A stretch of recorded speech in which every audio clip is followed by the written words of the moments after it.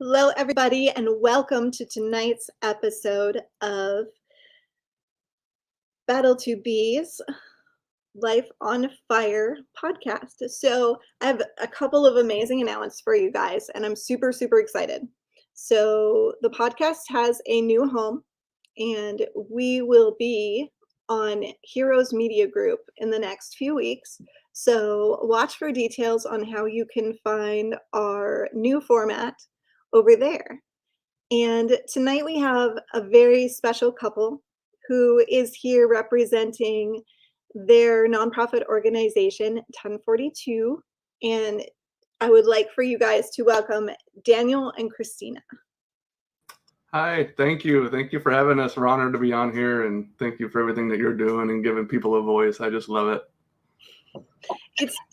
It's amazing work having the opportunity to connect with all of you guys, because when we see each other at conferences, we don't often have a ton of time to just have real conversations. There's so much going on and there's so many people and our attention is always so divided. So getting you guys for a little bit of time to just pick your brains about what you're doing and how you're helping and your history and what you've been through is just, it's wonderful. It's so amazing. And I love getting these stories out there because so many people have been through so much and now they've turned it around to help other people. And it gives people hope. So yeah, it's great to see that there's so many first responders that are finally standing up and using their voice. And we're just proud and honored that we get to do that. And I went out of medical retirement, so I don't have to worry about it being punished or suspended for saying anything. I can just say what's on my heart and be honest and real and try to be the voice for the first responders because, as well as I do, they can't really sometimes speak for themselves. Sometimes they have to be a little careful. Yes, very careful. So I always want to start kind of at the beginning. So tell us a little bit about growing up. What was your family life like? Who were you as a little boy? Yeah, so it's kind of a long story, but so I grew up and I was born in Newton, Iowa. That's pretty much where I grew up. Most of my life is in Newton, Iowa. But in junior high and through those years, when I was about 5, my parents got divorced. So I was raised by a single mom, and I had a brother and a sister. So she worked in a factory and raised us kids. And around junior high, she met an awesome guy, my stepdad now, Steve Long, and they got married. And boy, our life just got so much better. And he actually ended up moving us out to San Diego. He was starting one of his businesses out there. So we moved out to San Diego, and that was just a shock. And, some Iowa kids going out to San Diego, and it was a culture shock, and we just loved it. And honestly, we got to grow so much there. And so we were there for a few years. And then honestly, I started to get in a little bit too much trouble, and Mom said it was time for us to move back to Iowa. So we all packed up and moved back to Iowa. And so I went to high school here in Iowa, played football for a few years, and then left all that to do high school road bowls for a couple of years. And when I went to college here in Iowa up at Sioux City, and I started my law enforcement career in 2000 when I was just 20 years old, actually. So right out of school. I couldn't even legally buy bullets for my gun. I went to Walmart and they wouldn't sell them to me. That's how young I was. So did you know when you were little that you wanted to be an officer? I did. I knew I either wanted to be a cop or I wanted to be a preacher. And so I'd have a gun on one side and a Bible in the other. But then as I got older, then I really, watching cops and stuff on TV and just seeing the officers that I would just admire, drive around town, that really became my passion. So yeah, all the way growing up, I knew exactly what I wanted to be. Oh, let me guess, you're an 80s baby. You're like close 79. The cop shows, yes. Grew up on the cop shows. Yeah. Yep. Those were fun. Yes. So that's the only job that you knew. That's it. I mean, that's all I wanted to be. That's what I went to college for. That's what I did for 14 years. And when I had to leave law enforcement on medical disability, that was the really hard part, is because I felt like I had lost my life. I'd lost my purpose because of that. I felt like, I know it seems silly now, but honestly, it felt like I was sent to this earth from God to be a police officer. And I realize now how silly that is. But so yeah, I wanted to be it my whole life, and that's what I got to be. And then it was all taken away, and I lost purpose and went through some bad years. Why do you say that's silly? Which part? The feeling like you were purpose created for a certain position. Because I know now that I'm purpose created. You know, I grew up around a Christian home, but I never really partaked in it. So I was never really a Christian until just a couple years ago when I finally gave my life to God and got saved and got baptized. And then once I found out, you know, I started to deal with my PTSD issues, and I was able to find out through God what my real purpose was in life. So now when I look back and think that my purpose on life was to carry a badge and arrest people, and yeah, I realized that was a purpose, but that's not the purpose.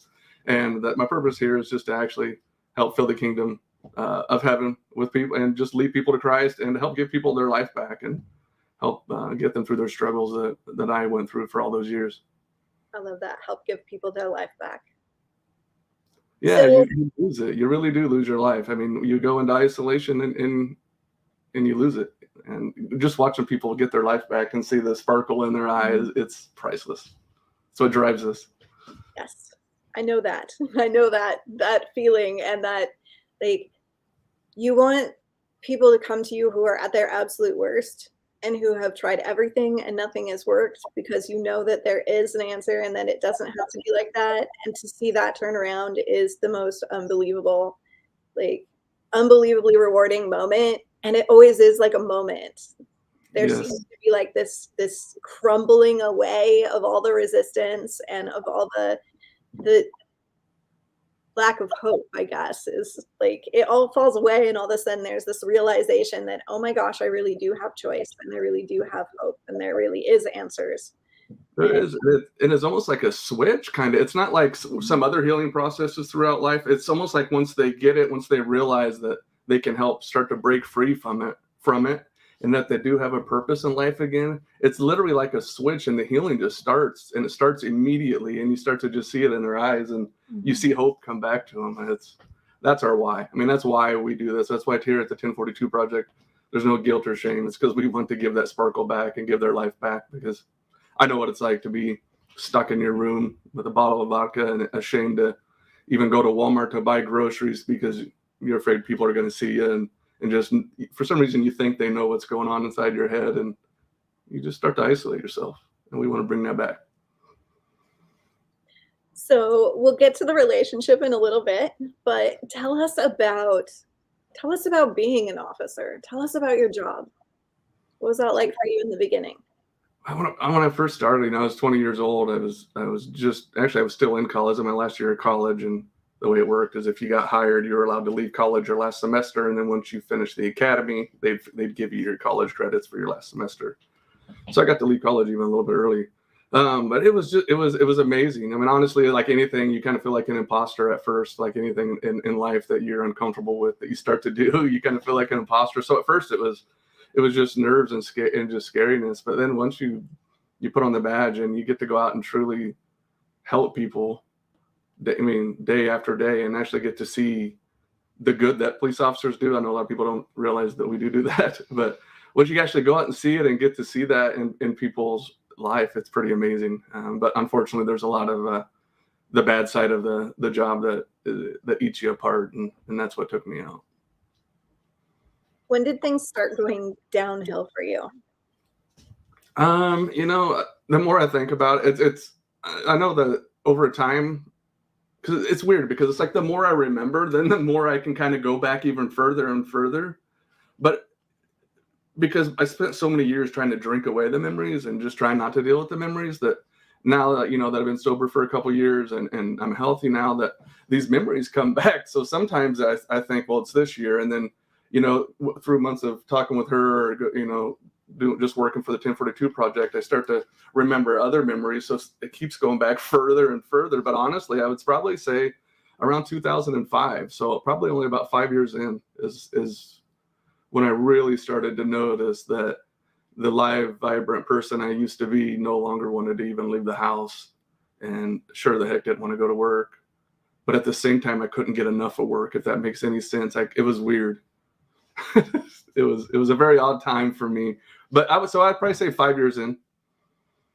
So you need the adrenaline, you need the excitement, you need the purpose, but the Yes. experience doesn't live up to that.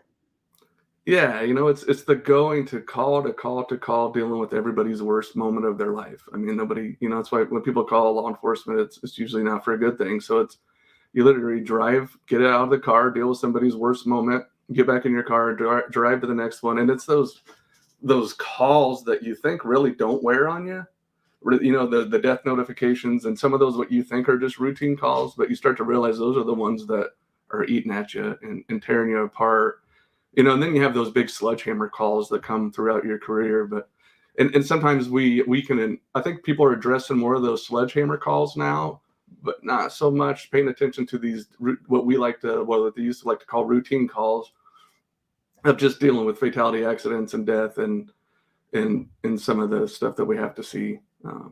So yeah, sorry I can ramble. No, you're fine. You're perfect. You're perfect. What of course our objective is here is so that people who are in that early phase and they're going, something's just not right. Something doesn't, I'm not connecting with myself. When I look in the mirror, I don't like who I see. I don't understand who this person is. I don't understand what's happening to me. What's changing? Like the job, is it me? Is it my relationship? All of these things are a part of it, and they don't necessarily see the connection. They don't know what's happening. So even knowing what PTSD is often comes across as something no one ever told them what the signs and symptoms were early on. So they're like, well, I didn't know until 20 years later that it was even PTSD we were talking Yes. about. Yes. And that was me. That's why, looking back, it's kind of hard to look back on because it's hard to get the exact same time, get the exact time. But because at the time, I honestly didn't know why. I just thought maybe I didn't know why I didn't know why I was so depressed. I didn't know why.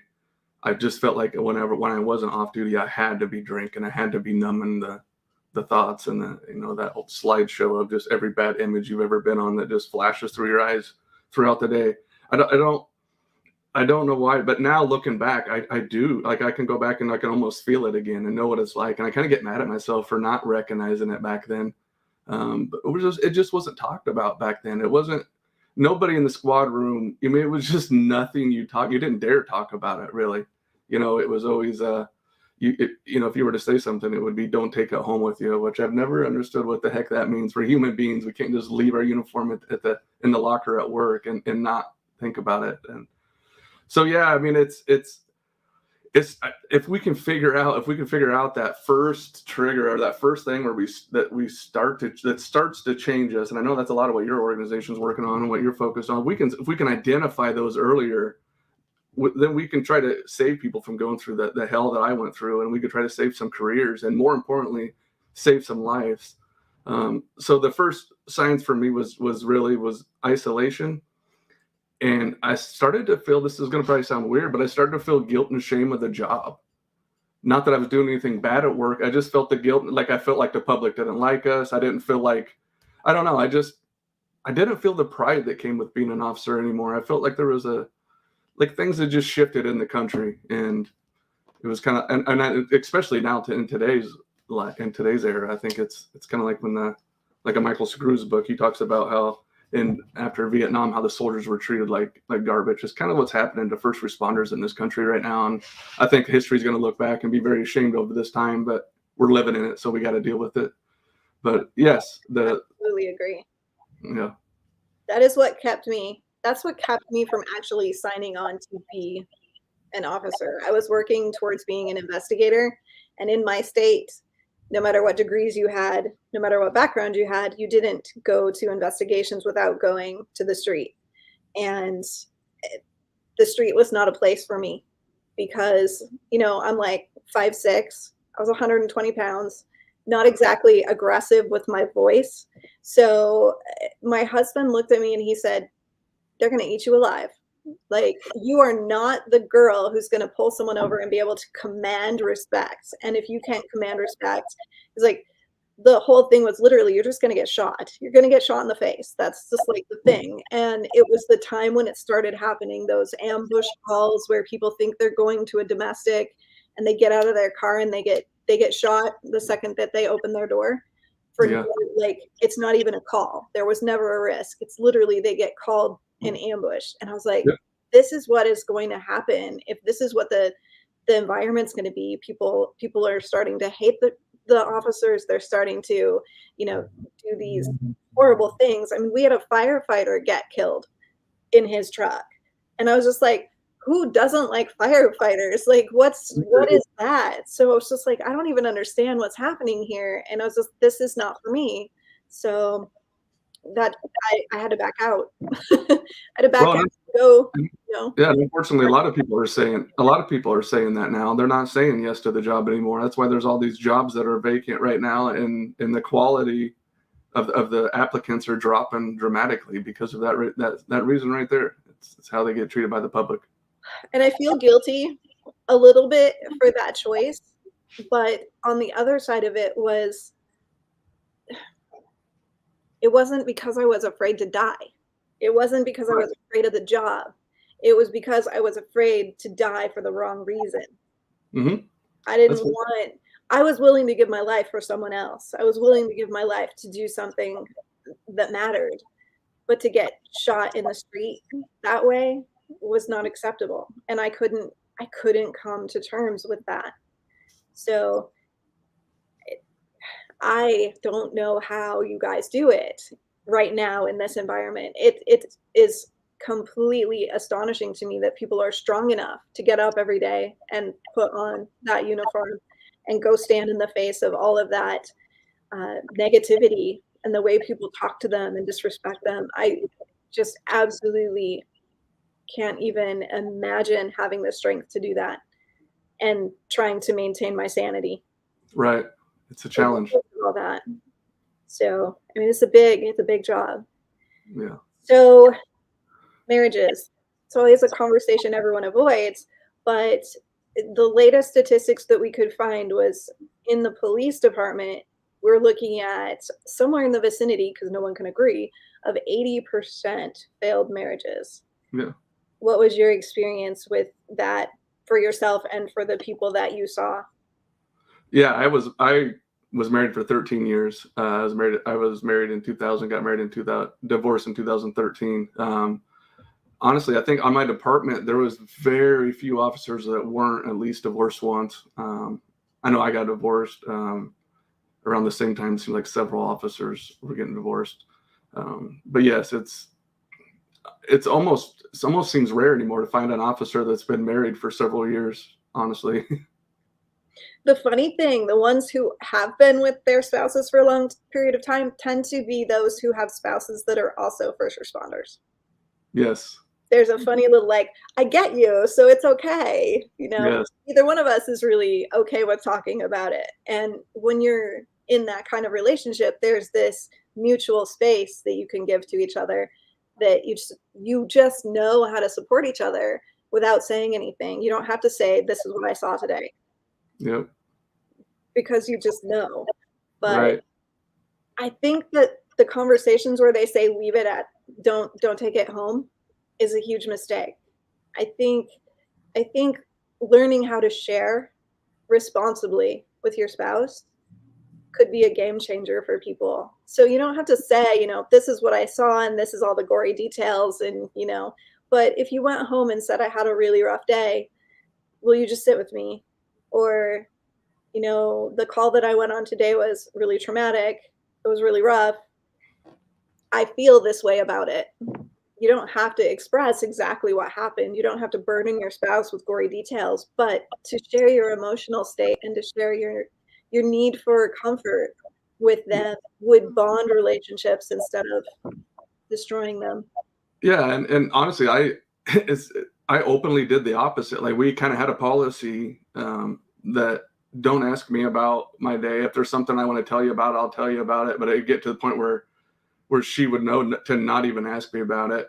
Or if she knew I was on a bad call that day or on a fatality or something, she would know that I would be coming home, getting alcohol, and going straight to the bedroom, and that was it. So it went downhill in a hurry. But it has to start at home. It has to start with your spouse. And honestly, until we started dating and having a healthy relationship, and talking to her, we dated for a while before she knew anything about my PTSD. She obviously knew I was an officer, but I didn't tell her about it for a long time. And she can tell you a little bit more about that. But once I started to talk to her, it was really cool because then I was able to talk to my mom. And then I was able to talk to my pastor at church. And then I was able to tell this person. And each time I told the story or just talked a little bit about it, it just felt like the weight was coming off every single time. But it definitely starts at home with your spouse. You have to have somebody at home that is safe to talk to, where you can literally just come home and say anything you want, no matter if you just want a shoulder to cry on, or you want to tell them the gory details. I mean, sometimes it maybe sounds weird to the normal civilian, but like when we have our 1042 project get-togethers and stuff, when guys and gals are sitting around talking, it can get kind of gory, but it's the therapeutic for them to talk about that, especially with people that understand it.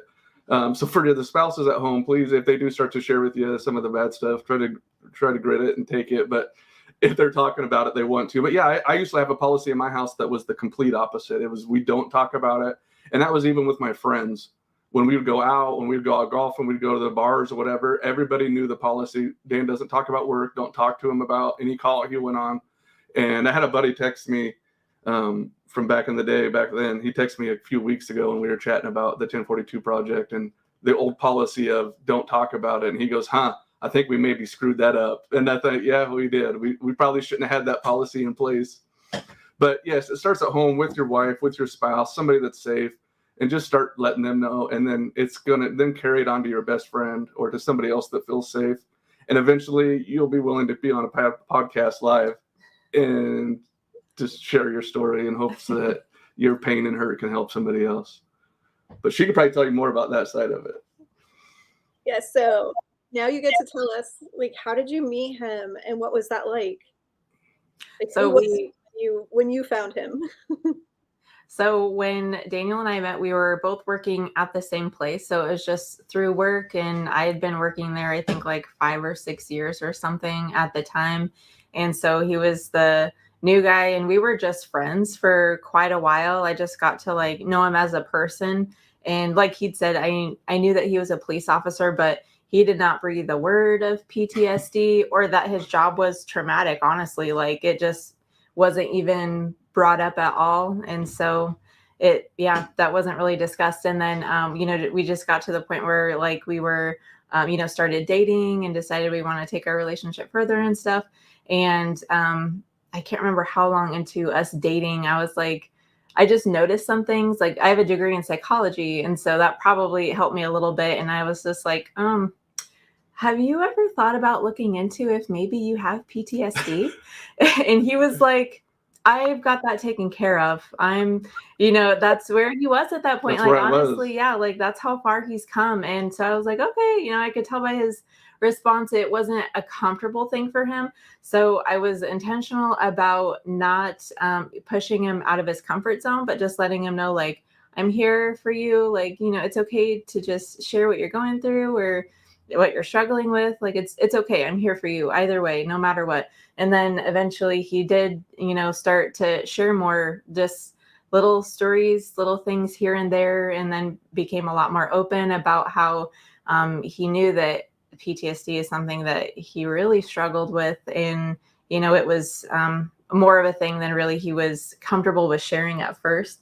But I did notice that as time went on, the more stories that he shared with me, the more comfortable he got with just even talking about it. And I just tried to make sure that I made it a safe space. He was free to talk about what he wanted when he was ready. I didn't push and try to bring up stuff when we were, doing something else. Like I let him initiate that and just share what he wanted and just, make sure that he knew that I was grateful that he was willing to share that with me. Cause I know that that was a lot and it really was a good relationship builder, really, so I was just like grateful that I got to be that person for him and that he was willing to open up and share those things and, and let me hear what was heavy on his heart so I could be part of his healing. And like he said, then it got to where he was willing to tell family members. And And I can't tell you how many times he would tell me a story and say, I've never told this to anybody before. I've never talked about this before. And when he would tell his family members, that kind of clued me in on how little he did talk about it before. Because then they'd say, wow, I had no idea. I had no idea, you know? So we really do want to, like, we're so passionate about changing this because, you know, I was never a first responder, but how sad that he felt isolated for so long, so much that he was holding in and wasn't sharing with anybody. And we don't want anybody else to feel like that. We want everyone to experience the healing that comes with talking about it. Well, and half the people that he worked with were going through the same things, but nobody was willing to talk about it. So you're all in your own little island of suffering when you could have supported each other, but that we don't talk about it. We don't ever say, we don't say that we're hurting. If we even, the one that gets me is if you even say that call was hard, you even mention that, oh my gosh, that was really hard to look at, you know, throw up, you know, whatever other involuntary response you may have. None of that is okay. So, you know, you'll never live it down, but your system is reacting, like your nervous system is reacting, your body is reacting, and you're pretending nothing's happening. So it's so huge to just crack open that facade a little bit so that people can say, yeah, that sucked. Yes. And not get made fun of. I remember the first time I called her because I have panic attacks a lot, or I remember the first time I picked up the phone and actually called her when I was having a panic attack, and that was the first time I've ever done that in my life. And I think she knew my voice as soon as I answered, or as soon as she answered. But that was just powerful just to have somebody there, you know, and it just pulled me out of my panic attack right away. But she's been that for me, and we wouldn't have been, you know, we wouldn't have that if I didn't start just talking to her about it. And she was, you know, if she wasn't a safe place, obviously we never would have got anywhere. But all she had to do was listen. I mean, really, it wasn't like she really even, you know, there was no groundbreaking therapy. She would just listen, and it was powerful. That's a funny thing. We go to get doctoral degrees to learn how to appropriately listen and not make faces and and not make noises or judgments or like any indication that what we are feeling is anything. Like whatever comes has to be okay for us, because the second that someone who does psychology, the second that you flinch, the second that you breathe, like even a sharp intake of breath, that relationship is over. They don't trust you anymore. So literally our job is to go spend 10 years in school learning how to hear it all and not respond with anything but just say what you need to say. And so many people have a natural gift for that. That's what peer support is for. Like those people who have a natural gift for it and don't have 10 years to go to school, you don't have to. You just be there for people. And most of what therapy is listening. And, you know, cognitive behavioral therapy is the number one thing they want to give people for post-traumatic stress. It's like 8 exercises in life coaching. It really is just basic everyday life skills. So, you know, it doesn't take a doctoral degree to be able to help someone or to understand what people need. A set of ears and a good heart will do it. Yep. Sometimes some people definitely need the full-on legitimate psychotherapy. So I'm not saying I don't adore my therapist friends and think that they do an amazing job, but there's so much need out there, and there's not enough therapy, not enough access, not enough money, not enough trauma specialized people, because any therapist is not the person who can take someone who's dealing with PTSD. It takes a very specialized therapist to deal with PTSD. So there's just not enough out there. So what are we going to do? Just leave everybody hanging, or recognize broadly that there's a skill set that comes way before therapy that can be very useful. So yeah, and not only is it useful, I would say, you know, with peer support groups and what was I say? Sorry. You're fine. Like the value of peer support groups and and having those people there to listen. Because another thing that we talked about before is how some people aren't, there's kind of like a spectrum, right, of how ready you are to pursue different resources and things like that.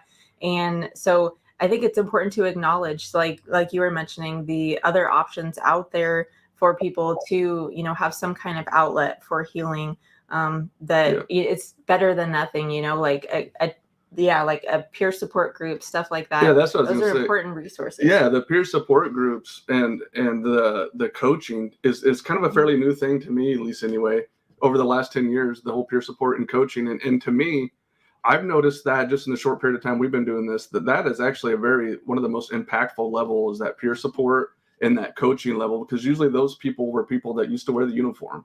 When you start going to the therapist and stuff like that, guys and gals like me don't feel like they can relate to us. They don't understand us. But that peer support group, man, that's where you can really sit down with people that understand you. And you don't have to, like you said before about spouses that are both, police officers are married. They just kind of both get it. Well, it's kind of that same thing in the peer support groups and the coaching, that the first responder coaching that's out there is really, that's where so much of the healing is. And that's where so much of the onion starts to get peeled, is during those.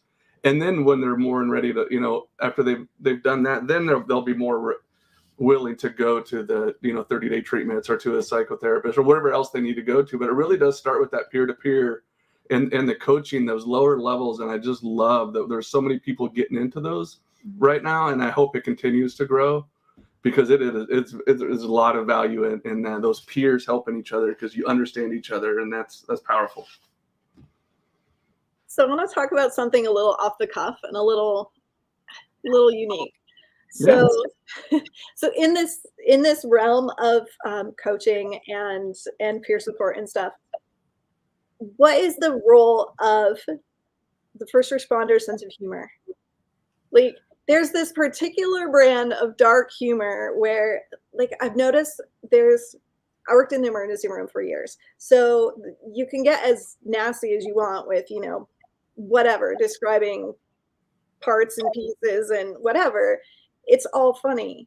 But people who are like on the outside hear you having a conversation where you're talking about, something really crude, and they don't understand why we laugh. They don't understand that it's a coping mechanism. So in your work, have you noticed that that's an access point, that it helps to talk to people and just allow that conversation? Or do you find that people tend to be so, like, afraid of being judged now that they're more careful?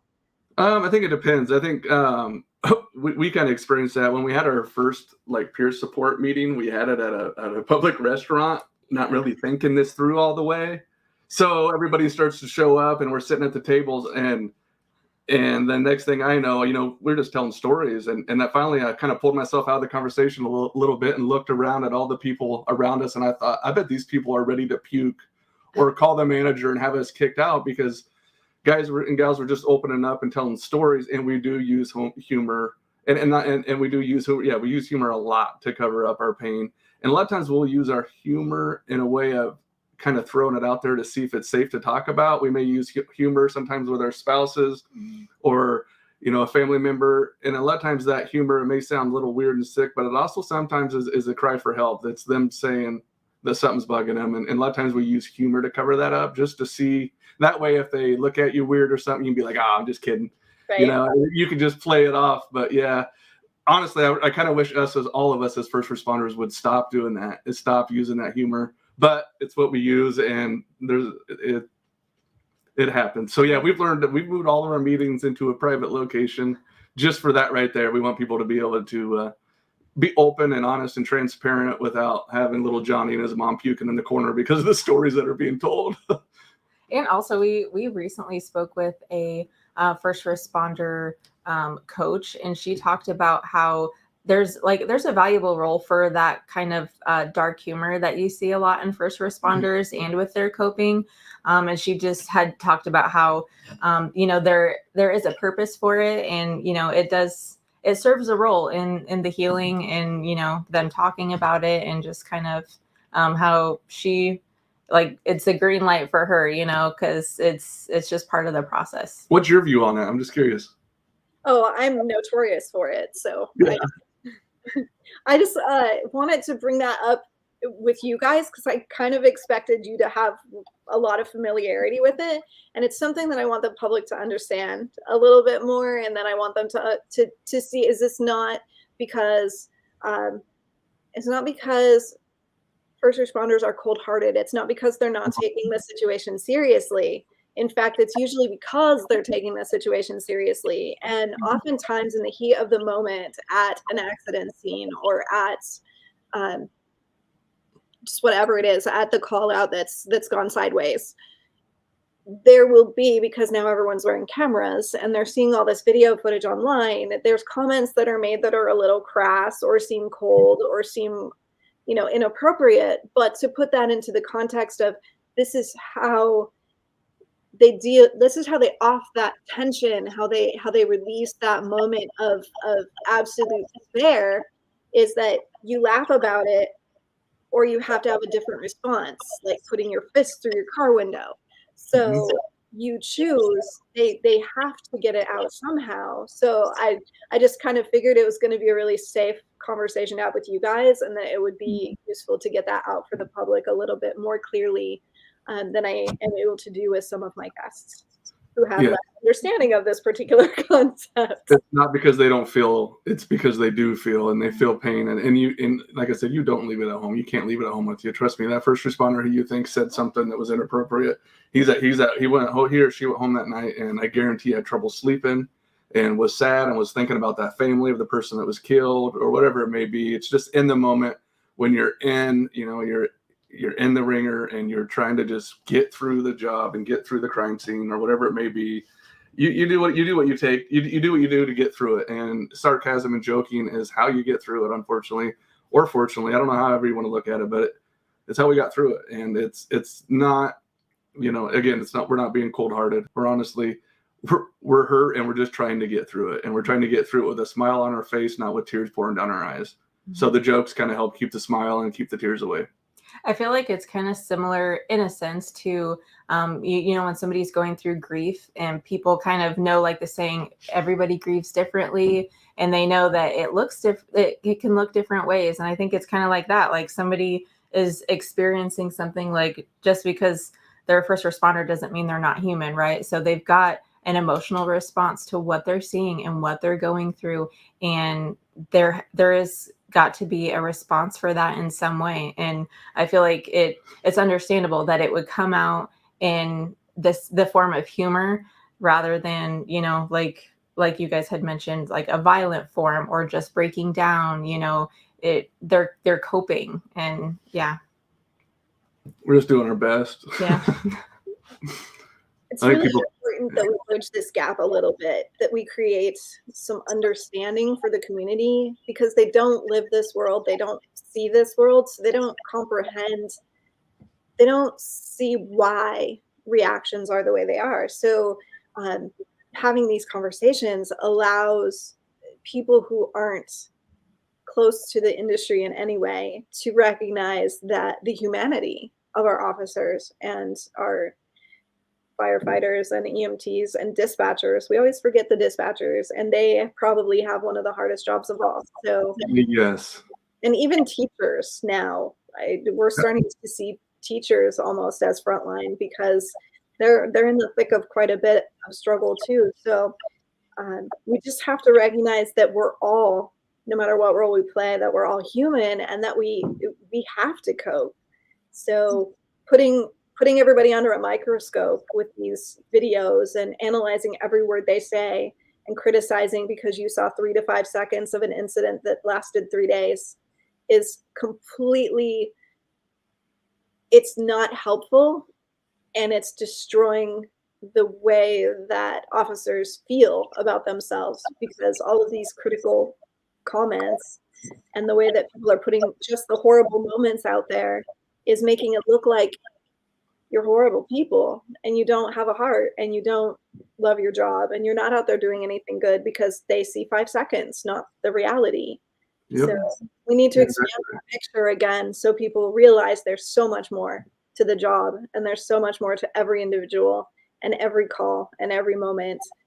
Yes, we're all just human. We all grieve. We all have pain, and whether they have a uniform on or not, trust me, they go home and they hurt and they feel it all, and that's what they're that's what they're having trouble processing. So I really hope, and I really think that we're coming to a time where the public is starting to understand first responders a little bit and more about their mental health because of organizations like yours and other organizations. They're starting to understand it a little bit. And I also think it's meeting at the perfect time where first responders are finally becoming open to it. So I kind of think at the same time as the public is starting to get knowledge and get educated on it, so are the first responders, and that we are kind of at this rising crossroad where I think things are going to improve because people are willing to talk. People like you are willing to give a platform, and people like us are willing to come on and talk. And until we can change that, until we can get more people to come out and talk and make it and just normalize it, and just get people, not just first responders, just get the general public to watch stuff like this and just realize that we are human and that we grieve. And when we go to a death, we grieve it just like everybody else. And yeah, you may hear a 5-second clip of us screaming or yelling because we're at a call and crap's hit the fan, but that's us just trying to survive and trying to live and trying to get through that moment. But we do process it, we deal with it, and we care. And a lot of people think we don't care, but we do care. And sometimes I feel like sometimes we cared a little bit too much because we have trouble letting go. Yeah. So I want to give you an opportunity to talk about your organization, what you do, and how people can get a hold of you. Yes, thank you. So 1042 project started. I was in the summer of 2020 during the COVID years, and the race riots were going on. And I would turn on the news. I wasn't an officer at the time, but I would turn on the news, and it just tore me up to see my brothers and sisters just being dragged through the mud and spit on and attacked on the news every single night when arson and everything else was going on throughout the country. And I had a panic attack one night and ended up back in the hospital. And when I got out of there, her and my mom decided I should go to a counseling session. So I tried another counseling session with a new counselor. And long story short, it went it went terrible. This person was not trained on dealing with first responders. And I think there's a lot of value in finding somebody to help you that does work with first responders. So we went there and it destroyed me. I actually left there.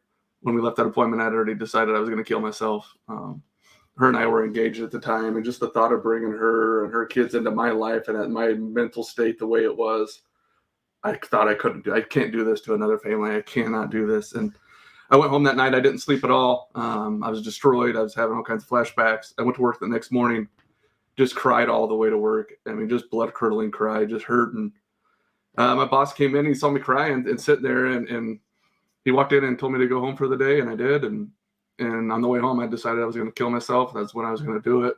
I've covered fatalities on that road before. I knew exactly where I could crash my car and just end it all. On the way there, as I was driving home and just crying, I just felt the presence, and I wasn't really a Christian guy at the time. I just felt the presence of God just in my car and telling me to go to this lake that was kind of close to where we lived. So I went there and I just fell to the ground and started crying. And I prayed for God to just use me and give me a purpose or lose me, because I just wanted to die. And he kind of at that time just showed, I had no plan of starting the 1042 project. I couldn't help myself at that time, but he showed me like this vision of an officer sitting in a bathtub like I used to do, with his service weapon pushed against his head and a bottle of vodka, just sitting there hoping that I would twitch and just pull the trigger and kill myself. I saw this vision, but the person sitting in the tub wasn't me. And instantly I just felt like this thing come over me about starting an organization to help first responders that are struggling just like me. And I didn't know what that would look like at first, but I stood up and I just felt like a new person. And I went home and I started talking to her about it. And 8 days later, we bought the domain for 1042project.org. And we really, when we sat down to come up with the organization, my wife asked me, what would you have needed? What would younger Daniel have needed back then? And for me, you would have needed to remove all the excuses. So we set out and we built the 1042 project, and I'll try to keep it kind of short here. But the way 1042 project is we're just a peer support organization that we are trying to help bridge the gap between the first responders that are sitting at home or getting off the shift and they know something's going on inside of them and they don't quite know what it is. And maybe they're not ready to reach out to a therapist, or they're not ready to reach out to somebody for help. We're creating a video. When you go to our website, 1042.org, we're going to be creating a video catalog. We purchase professional studio recording equipment. And we're going to be making videos with people like you and other nonprofits and people in the industry that have the heart like that we do to truly help first responders, not the ones that are just trying to make money, but the ones that truly have a heart. We want to help them get known. We want to help them get fully funded. So we're going to have where you can go to our website and you'll be able to click on whatever category you're struggling with. Maybe it's your marriage, or maybe it's alcohol or depression or suicidal thoughts like that I struggled with for so many years, or pill addiction. I fought a pill addiction for years, and maybe you have guilt and shame. We want to have categories of different videos that our team's going to be making in our studio and our portable studios. We're going to be posting these videos so people can go on there and just get 15, 20 minutes of some hope, listen to the fellow first responders talk about our experiences and kind of normalizing some of the pain and how to deal with it. Because honestly, as a younger officer, if a veteran officers would have came to me and said, "Hey, young man, let me help guide you and show you what this is going to be like. And when you go on your first hard call, let's have coffee and talk about it." And just hear from a veteran about what it's going to be like, I'd probably still be wearing a uniform today. So we want to help kind of normalize that. So we want people that, whether they're ready to go to a 30-day facility for a treatment or for a chemical issue or a depression issue, whatever it may be, but they're not ready to go there yet. We want to help peel that onion to where they can watch videos and see what help is and what it looks like in a safe place. And then when they're ready, they can reach out for us, and we will pay for them to go to whatever training they want to go to or whatever therapy they want to go to. We don't want cost to be a barrier. I do know with first responders, we so often get caught up in debt because I feel like we're chasing our mental health, right? We're buying the new camper to try to help, get away from our reality. We're buying the boat, we're buying the motorcycle, and the next thing you know, it all comes at a cost, and truly a cost. So now you're working overtime. So now you're not only just working your 10-hour shift or your 8-hour shift, now you're signing up for overtime to pay for all these toys that was supposed to help you. And so there's a lot of financial issues that first responders have. We want to remove that. So we'll have our video library that people can go to and they can get help. We're going to be going around finding all the different nonprofits and making videos with them. We'll put links on there and we'll make videos with them. That way, if somebody goes, they want to go to a 30-day treatment facility, they'll be able to go to our website and see exactly what it's like to walk in there. We'll send our camera crews there, our people. We're going to show them what it's like. We're going to interview people that's been there. And we're just going to kind of help remove some of that fear. Because that was another thing what you would have had to remove for me was the fear of it and the fear of walking alone. And with the 1042 project, you do not walk alone. Reach out to us. We want you to go to 1042.org, hit the Get Connected, reach out to us. We want to be able to walk alongside of you. We don't have all the answers. We're still getting healing. We're still traveling the country, going to mental health symposiums, getting healing for ourselves. And we're just simply asking you to reach out to us and get connected. We want you to join us. I don't care where you live in the country. We want you to fly in. We'll help pay for you. We want you to fly into the conference, spend a couple of days with us and our team and some fellow peers. We're going to have some fellowship. We're going to have some fun. We're going to get some healing along the way. And we're also going to have our portable recording studio at these symposiums. And we'll be making videos with all the different speakers and stuff that are at the symposiums and spotlighting the symposium. So we'll also be, as we travel to these symposiums, we want people to come and walk alongside of us and just help, help get help for themselves. And we want to do three things. We want to equip them. We want to restore them. And then we know by doing those two things that they'll be repurposed and they'll have a new purpose. And we want them to walk alongside us. And then we want them to just start traveling with us if they can and throwing on a 1042 shirt and help lead the generation coming up behind us and help bring on the new people that want to join the 1042 project and just help mentor them and be there for them. So it's kind of a multifaceted thing. We're going to have the videos, and we're also going to be having what we call our ER trips, equip and restore. We're going to be having those where we go to different mental health symposiums around the country and get some healing and just have some fun entertainment and stuff. We'll do some entertaining stuff at nights. If we're in an area maybe where there's whitewater rafting, we'll all go do stuff like that and just kind of have some fellowship and give people their life back and let them not have to worry about the finances and their stress at home and just have some fellowship and time with some fellow peers. So that's what the 1042 project is. It's really just a community of peers, and we're trying to just have some videos for people to watch and a community for people to join. And how can people find you? 1042project.org, or you can go to, you have all the rest memorized. Well, we have our Facebook page and we have a TikTok. But for sure, our website, 1042project.org, it's 10-42 1042project.org. And you'll see our intro videos there. And we also have a YouTube channel, and you can see the rest of our videos there as well. And like Daniel mentioned, we have the Get Connected button on our website, and that'll be a really easy way for you to reach out to us and get connected, and we can just take those next steps with you. Yeah, and I want the first responders at home to know that we really, really are after, I mean, clear down to the people that were just like me, the ones that never left the house, that were addicted to pain pills and alcohol, and you kept playing out your suicide, you know, and I don't care how lost and broken you think you are allowed to, you are welcome at 1042 Project. There's no guilt or shame. We don't care if you just got hired or just got fired. I don't care if you just got out of prison. We don't care. We just truly want to help you give your life back, and just to help repurpose you and allow you to have your life back and to help others. So just know that you are welcome here. I know there's a lot of, when I was looking at different organizations back when I was struggling, I remember one time there was a Facebook group that I tried to join as a police officer, and they rejected me, and that hurt. I honestly was I still to this day don't know why I didn't get accepted to the group. That'll never happen with 1042 Project. You are accepted. You are welcome. We're not a closed group. We may take grief from the public because we're not a closed group, but that's fine. That's a good way to get on our prayer list, is just by bashing us online. We have a prayer team set up just for that. So we will pray for you if you bash us. So that's kind of what we're about, is just trying to help give people their life back, and just come walk alongside of us and let us walk alongside you. And if you're someone out there that's providing help for first responders, we want to help get you known, whether you're a coach, whether you're a therapist, I don't care whatever it may be. If you have a true heart to help our brothers and sisters, we want to either fly you out to our location, or we'll come to you and make videos and talk about what your organization does and how you're helping our brothers and sisters.